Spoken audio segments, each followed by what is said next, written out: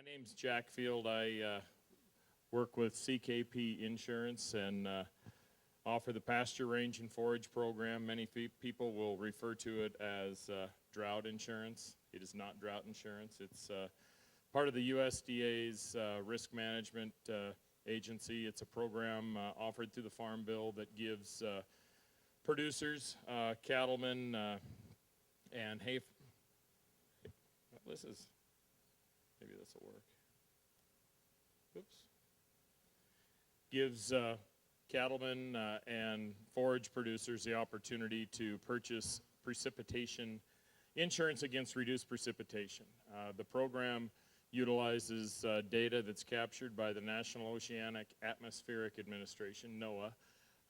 They have been capturing rainfall data since 1948, and this gives you the opportunity to purchase insurance against reduced precipitation. Yesterday, heard a lot of people talking. It rained. It's the first time in several months that's happened, and as a result, folks that have had PRF policies in place have been able to capture some of the indemnity payments off of that, which helps offset some of those challenges.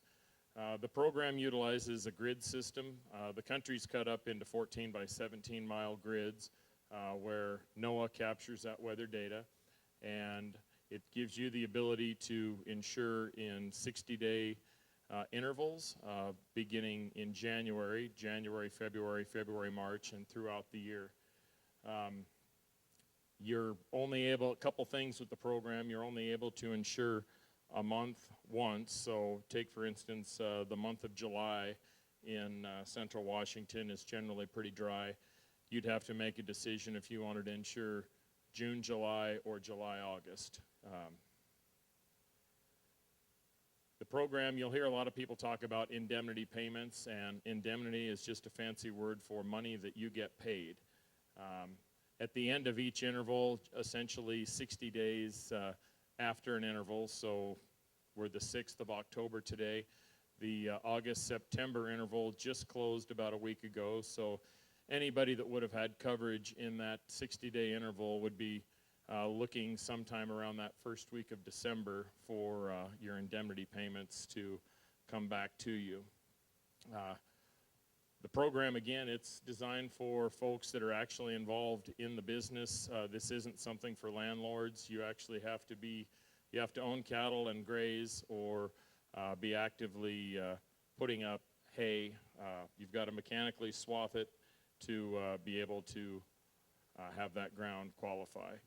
And it's a good tool that gives you an opportunity to help protect yourself and mitigate some of those impacts that you see from dry weather. One of the biggest benefits of the program, this is the only type of insurance where you're able to actually start receiving coverage 10 months before your premiums due. The program, if you're interested, you'd be signing up for a policy between now and the 15th of November.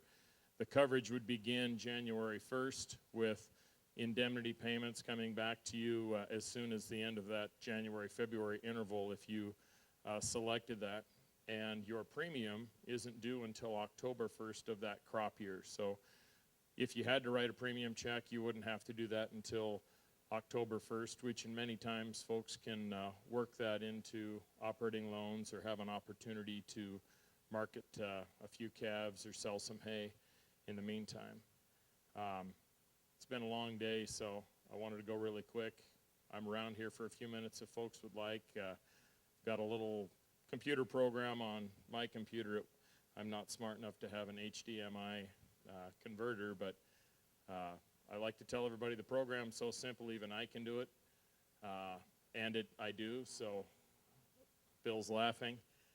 It's a really good tool for folks to try to offset some of those challenges, and it's one thing, and I've heard it more in the last 2 weeks than probably the year previous, even with some of the larger producers getting fairly sizable indemnity payments. The one thing that people to a person will have all said, we'd much rather have the rain and we'd much rather have the grass than trying to deal with the impacts of near drought conditions. But be happy to answer any questions. Otherwise, you can beat feet for home.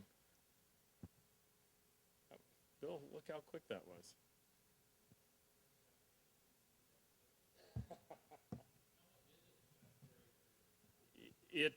The cost per acre varies by county.